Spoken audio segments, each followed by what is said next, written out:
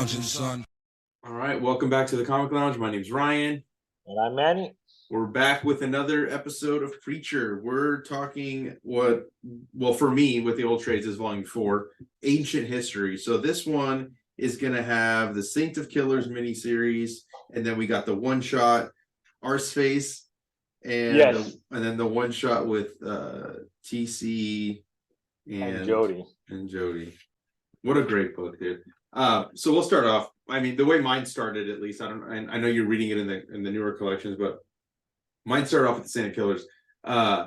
We've talked about this character, how much we both like him, and this particular, it's 4 issues, right? So it's like it's like the most Western that we, at least so far, I probably of the series that you get. And it's also like probably the most violent. I mean, Preacher is violent overall, but there's some shit that happens in this that that's saying a lot to say that it's the most exactly, exactly. And it's like you said, it's the one that's more overtly a Western. I mean, it almost reads as a standalone. And I love Steve Pugh and Carlos Ezquerra are on the art for that. And then Carlos Ezquerra also does the Jody and T.C, and Richard Case does the Arseface, just real quick so I could get that out of the way. Yeah, dude, learning the backstory of this, and it's like it's kind of like your typical, I can't think the of man with no name or it's this guy, he's a fucking outlaw and he's a killer, cold-blooded, ruthless, and then he meets this fucking girl. I think the Saint is sort of, at least to me, I always envision him sort of like Eastwood-ish. You know what I mean? Like Eastwood would probably be who could maybe even have played him at some point. That kind of like look to him. Yeah. I mean, there's a direct reference in the first issue to the movie Unforgiven. Which page is that? It's right at the beginning when the 2 guys on the bench first start talking. And that's in Unforgiven. Watch. Let me. It says here, you guys. There was Bowie and Crockett and Kravis and 180 men who took the Alamo. Blah blah blah.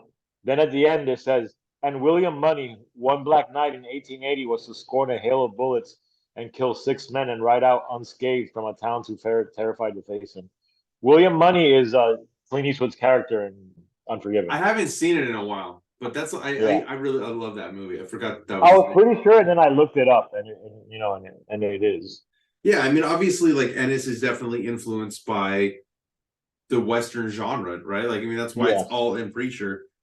And it's just, I watched a movie recently with Nicolas Cage.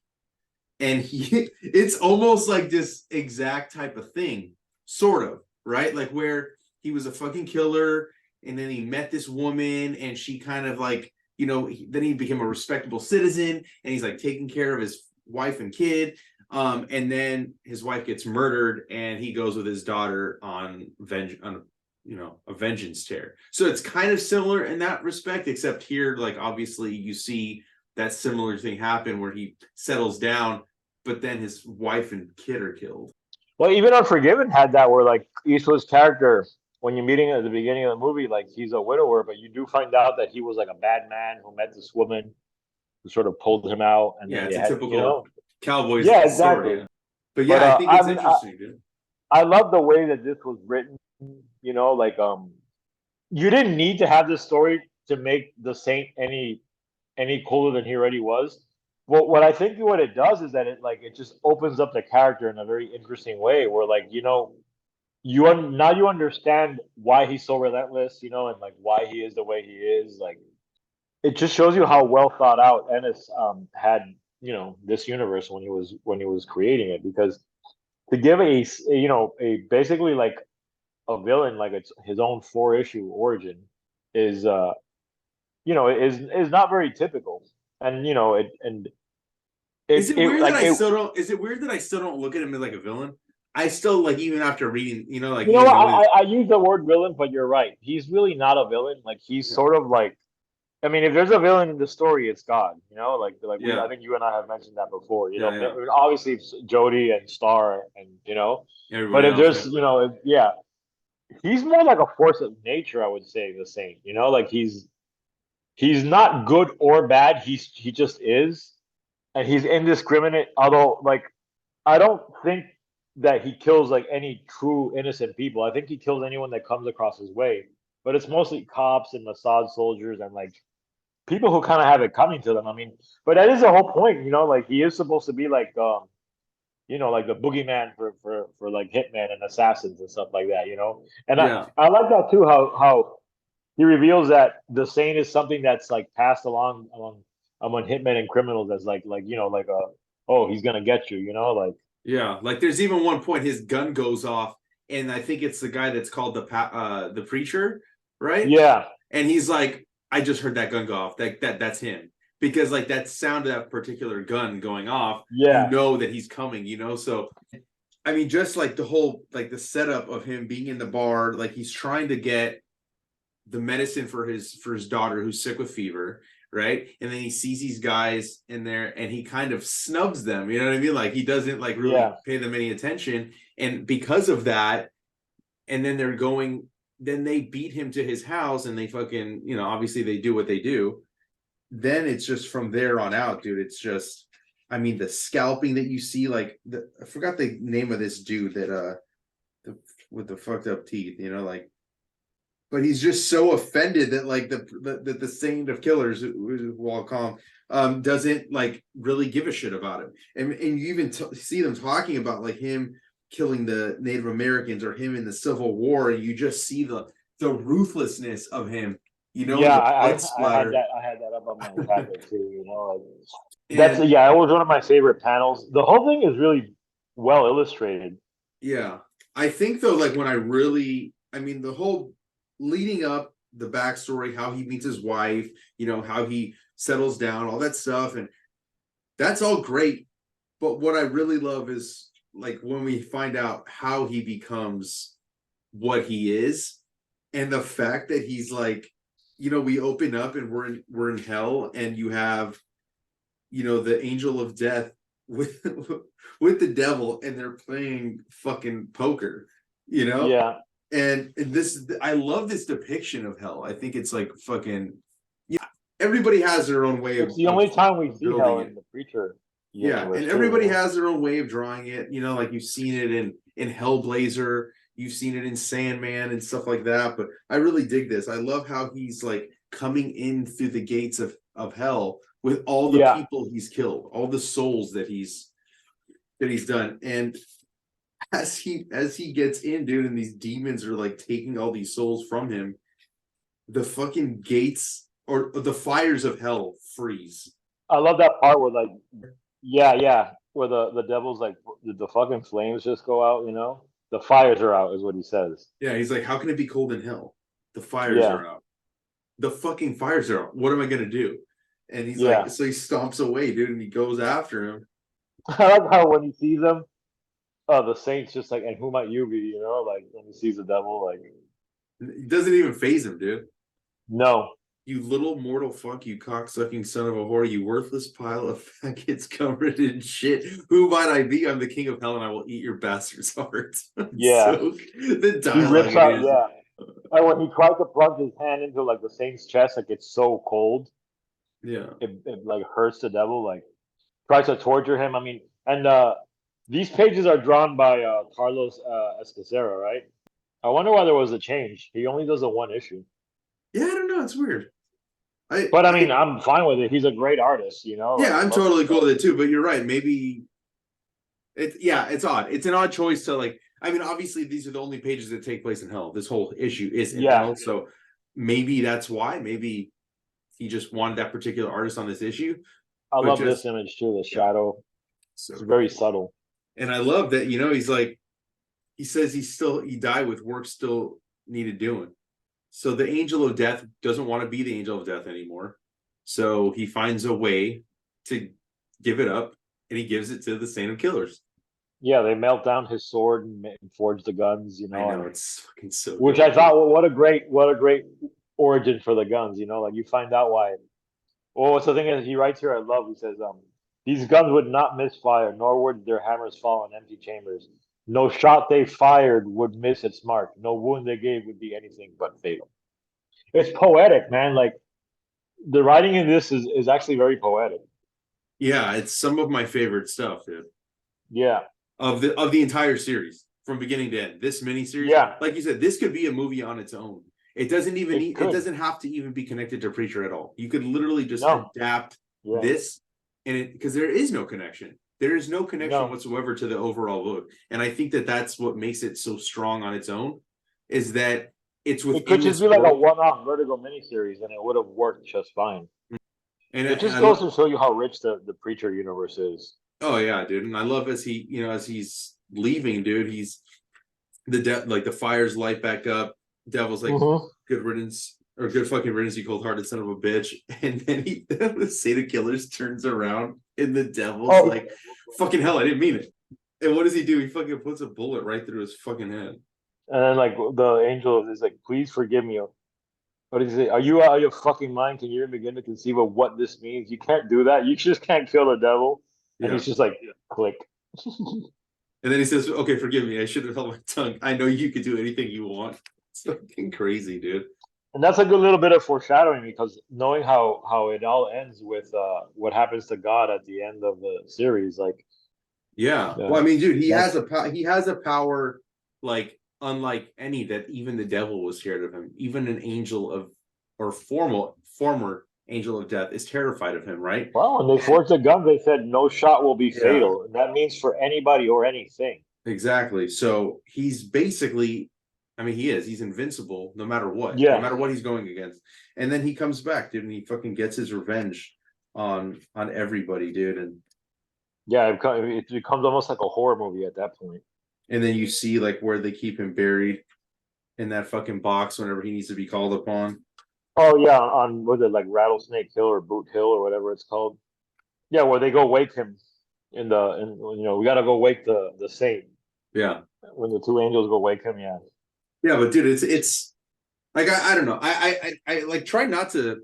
I know this book's been out for a long time, but I'm always like worried of like revealing too much of like the what makes this stuff so good. But I don't know. I feel like we did decent enough talking about that miniseries right now without really like yeah. taking too much away from it. But it's easily one of the best stories to come from Preacher and its cast of characters. You know, I think that I'm glad, and then knowing that they did one shots, I'm so glad that they decided to give him his own miniseries because like they could have I did just done it as too. a one shot, and I don't And think, as much as I like all the like the extended miniseries, like there's one about Star, there's the one about Arseface, there's the one about TC and Jody.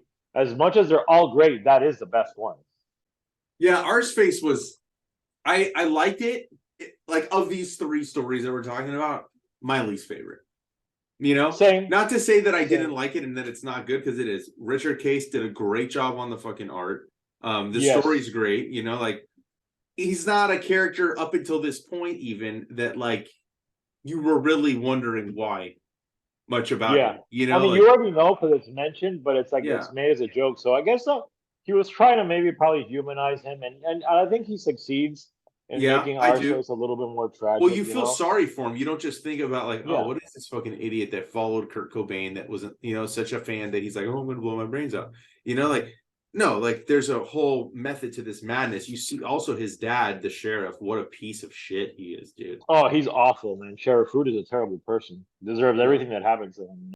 I mean, you get a little bit more of the mom. She's a fucking alcoholic, dude. He's, the dad is the sheriff, but he's also racist, on so many different levels, not just against like specific races, but he's a bigot too, like against, Yeah, yeah. people that are gay. He's against rap music and stuff like that, like all sorts of shit that he just completely like belittles his kid.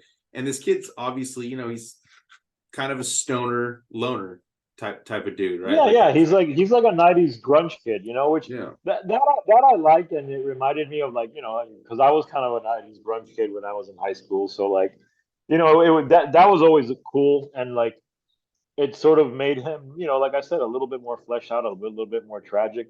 Mm-hmm. But it's my least favorite, but it's definitely worth reading, man. Oh It's the yeah, yeah. art's I good. don't want to take away from that. I guess I shouldn't even Yeah. have said that. But I was just No, if but I I had agree. I mean, I agree with you that it's the one that even now rereading it is the one that I was like, you know what, like this is what I hadn't really thought of this one as much as I'd thought of like the one with the saint, for instance. Yeah, like I kind of remembered this, but most of this had kind of gone from my memory, you know, like and his friend is like the one that's like he's the reason that he gets into so much of this dumb shit that he's doing, right? Yeah, Like, and you can see that Arseface is, well, before that is his name, but he is so easily manipulated. He's more of a follower. He's not a leader, so yeah. anything that He's somebody just a tells. dumb kid, a dumb teenager, like looking for acceptance, and you could almost see it as maybe a bit of a cautionary tale. I think it's funny that his friend's nickname is Pube. That was pretty fucking funny. Yeah, it has the element of like a teen comedy in that respect, like and then you see that like these two are really not as cool as they think they are. Like they're picked on at school. They don't know how to talk to girls. Like Yeah, I didn't really like the whole thing with the dog too. Like I'm not gonna get into yeah, that part, but I was like, that's kind of unnecessary. Like I mean, of all the shit Preacher shows, that was the thing that I'm like, yeah, you could have left that out. But he's like trying to Pube's trying to convince him to steal the gun so they can go, do something with it. And then I love the scene where he's there at the show and he's gonna fucking crowd surf and he fucking just eats shit. Dude, he fucking just yeah. Like even face even plants. even like at a concert where like he's trying to be cool, he can't make Yeah. it. Even where he's technically with his people. I'm saying like it's interesting how there's not a lot of humor in the story for a character that's been basically the butt of jokes until now. This is a Like dark being used, story. Arseface was used as comedy relief. Yeah, there's very little humor. There's very little Yeah. to laugh at in this story. This is like, I mean, even Saint of Killers, where there's a lot of darkness to it, it's like it doesn't feel as heavy as this Mm-hmm. story. Like you see he I think wants because you're to. dealing with attempted suicide and suicide, and Yeah, like I mean, he wants to leave. He's trying to get out. He's gonna go stay at issues his of friend's abuse. house. Gets to his friend's house, starts talking to the sister, which obviously you can tell he's kind of into her a little bit, right? And then the dad comes, dude, and he just drags him by the hair. Boom, just beats the shit out of him again. So he doesn't know what else to do, and then they use the death of Kurt Cobain as the catalyst. I mean, there is some funny stuff like when he's talking to that guy on the bus bench at the end. He's like, "Well, shit, man. All due respect to that fucking cannon you got there, but you got to be the dumbest son of a bitch that ever lived, man." And then he's like, "Could be," like Yeah, I guess you're right. I guess yeah. I guess that part is kind of funny. But his it's a friend, very dude, weird story. It's it what I mean. is. Like it's unlike anything else in the Preacher like volumes. It's unlike any of the supplemental stories. Like looking back, I'm surprised that he took such care to make Arseface like like a three-dimensional character. But then again, like now when you look at the overreaching story of Preacher, it does add to it. Like Yeah, no, it definitely does. It yeah, definitely it makes you look at him differently for yes, sure. It definitely makes you have a different look with him. And it's reading it too. It's like it's so crazy to think like DC would never publish a comic book like this nowadays. I don't think Preacher Preacher itself could. would not Yeah, exist I'm now. I surprised mean, that like I'm surprised people haven't like gone more like like now that people like look at things and like like try to call them out on things like because there's something offensive in Preacher, that like I mean a lot of people would find offensive.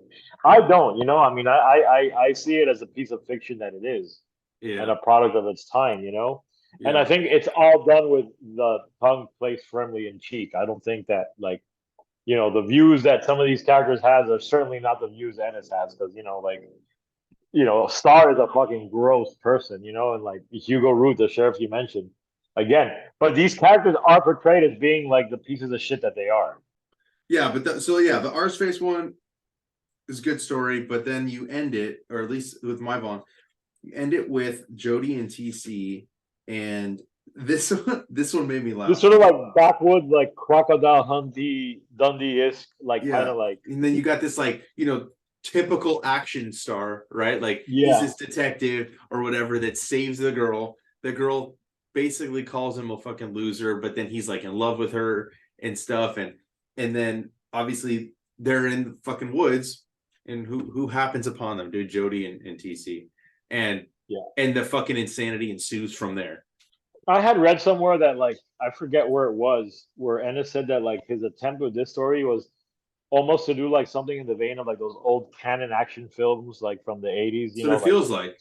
yeah, like that sort of like straight to video kind of like, like missing in action Chuck Norris like and he does succeed in that, it's a careful line you got to cross because like you can't really make TC and Jody too heroic because at the end of the day they're like sadistic motherfuckers and like Yeah. like TC is like like a Mr. Bestiality himself like putting his stick into fish and all that. Yeah. But then you got Jody, dude. Like Jody does come out like he's like just right there of where you're like, oh, he's kind of like heroic, but then always like shows his true colors there, And I love that He does. the antagonist is like this Saddam Hopper guy. Again, like it's showing you that like there's still a lot of humor in this one. Yeah. No, this one is Of probably all of them, the this is the one most. that's the funniest, and I think the one that's supposed to be almost a farce. Like you said earlier, like he is subverting like the action hero with them with that sort of character in there, like making him like basically inept, at every step, and like all Constantly he is, emasculating him, constantly taking yeah. like what is normally thought of as like the peak of masculinity in these action heroes and making him the most emasculate person. Which I mean, we mentioned it when we were recording. I forget which episode it was, but like Preacher is about a lot of things, and one of the things it's about is about masculinity and what it Mm-hmm. means to be a man. And Jesse's slowly learning that, like, what he sees as being a man, there's more to it. Mm-hmm. Like he learns certain lessons from his father, but he also learns about masculinity from being in a relationship with Tulip and all these things. So like, it's interesting to read these side stories and see how they connect to the themes. And Yeah. this one definitely you nailed it. Like it is emasculating that character, and I think there's a reason he's doing that. Like, Yeah. and the It's art is great. The oh art is yeah, I very love good. I love Ezquerra's art, dude. He's so good, and I just love the action in here and the way that like Jody going up against a gorilla, like like this fucking dude is taking bets He hits against him him. over the fucking head with a 254 and shit. Like, Dude, just bashes his fucking head in. It's so like yeah, that scene is really, really violent. just boom, boom, boom. The fucking bats with the blood splattering off of him. Because he's just like Jody is got very little emotion. Very little Yeah, emotion when he he's a does it. psychopath. Like he'll smirk, but he doesn't really smile.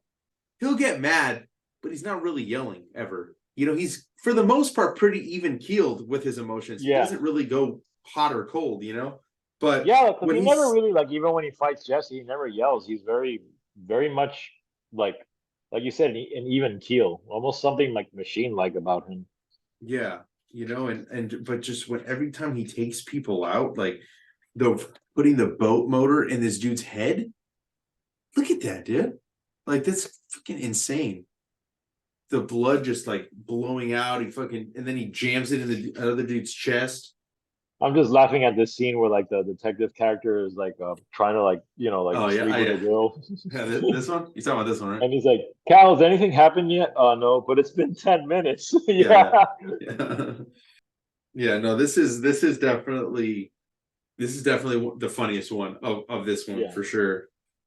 And then of course the implication is that fucking Jody fucks her, and then because he sees her and it says "nice night," and then you see TC looking at the dog, and he goes "nice night." So Yeah. again, TC and animals. How about when Jody rips this dude's head off? He just like Yeah, uses like that's fucking intense. Man. Yeah, and he ends up with the girl, dude. He fucking leaves the action star at the end. He just yeah. leaves it in the It's like a water. backwoods like hillbilly like action movie. Like reminds me of like that video game, The Adventures of Bayou Billy, like an old NES game, and like Mhm. Crocodile Dundee, and like it has that vibe. And what's interesting is that all the side stories are also like a different genre. Like you have like the sort of drama of Arseface, you have the western of the Saint of Killers, you have the action movie trope and like trappings of the TC and Jody one. So again, like he's fucking around with like genre tropes, which is something he does in Preacher as well. It's like he's subverting them, thinking you think you're gonna get one thing and then you actually end up getting another, you know? And in a weird way, they all three of these also serve to humanize the characters to a certain degree. Even Jody, like, you know, like it's it's it's multi-layered writing, so it fits in with the overall like main arc of Preacher, which also has many layers to it. You know, it just becomes part of the whole tapestry. And I thought it was great. You know, like I remember when I first read them, I was all on board and like, you know, like usually side stories are cash grabs or an attempt to just have more of the title on. But no, these seem to be like in the DNA of Preacher. Yeah, but And see, like you for said, me, definitely I agree. But if you go from like the beginning, right? Like in terms of importance to the overall like lore, this, I guess, of Preacher, it's in order of what the way we read the stories or the way that they're yeah, presented. Like the Saint of Killers is probably the most important, the most things you learn, right, about the yeah, world of Preacher. Arseface, it's a more condensed look at just one of the characters, right? Even less so. And then the Jody and T.C. one was literally like you did not need that story at all. Like no, no, it that's just serves a bit no of fun, you purpose. know. Yeah, it Yeah, serves no purpose other than we're getting to look at some characters that are no longer in the book anymore because Jesse fucking killed them, you know? And it was more like you said, I think more in terms of like the thematicness, the theme of that story and what it means to Preacher as a whole in terms and less about the actual characters in the book. but But it's great stuff, man. And I oh, had it's really good. forgotten a bunch of it, you know, like, but I had not forgotten. I gotta say, like the Saint of Killers miniseries has stayed with me over the years. Like I think about it often. Honestly, like I got into westerns as a genre because of Preacher. Like it really sort of opened up the genre to me and made me realize like there's probably stuff in this genre that I'll like, you know? And I Mm-hmm. wasn't wrong because then I started watching things like Unforgiven and Tombstone, which I think are things that influence Preacher, you know? So For sure. you know you really see like the influence in these side stories too. So Yeah, I mean, first Western I ever watched, I don't remember how old this was really little, but it was The Good, the Bad, and the Ugly with my dad. That's what yeah, kind of started me on liking Westerns, you know, from the music to it, from Clint Eastwood, obviously, and then, you know, all those yeah, movies you mentioned are all some of my favorites, you know, and that's why I just love that genre. I wish there was more of it. Like yeah, Scalped is the last thing that I would kind of consider semi like Western noir, I guess you could yeah. say. But yeah, there's not a lot of it, and but Ennis and everybody a part of that book did it in such a great way, you know. And this was like the perfect example within this book, not all the stories in this book, but like the Saint of Killers, you know, and Yeah. all the influences. He's wearing them on his sleeve in this story for sure. But it just goes to show you what an amazing writer Ennis is, and like when you add in all these things, like as much as he's written so many amazing things, Preacher is always going to be his masterpiece and the best thing he's written, at Yeah, least to me. You know, there's like nothing that's this gonna is top one it, of dude. the And I love like his I think we Punisher mentioned stuff. it every episode. It's one of the best comic book reading experiences I've ever had. Like it's it might not seem like it now because it's been out so long, but there was nothing like this fucking book when it came out, you know, and each volume just adds to that, you know, like the Saint of Killer story. There's nothing like that out there in comics, you know, like especially, you know, it's amazing, man. Like I'm enjoying these rereads so much because I'm every like I said, every time I read a new Preacher again, I see something else. I Yeah, make no, another connection, you know, like it's good to take another, you know, another look at it, especially when, at least for me, it's been years, like a good amount yeah. of time. I read it every couple of years, yeah. Yeah, so it's definitely fun going through it. I love doing it. I can't wait for the next one. So let's not wait as long to to record the Yeah, next yeah, episode. same. Because I found myself continuing to read like because then like there's a story that's coming up soon about like you know Cassidy running into a vampire in New Orleans and like how that Oh one like yeah, kind of takes a that one kind of makes fun of Interview with a Vampire type shit and like yeah, you know like one thing I like about Ennis is that he does like to take the piss out of certain things, you know, and like I think that was his way of almost like playfully poking fun at the other Vertigo books in a way, you know, like yeah.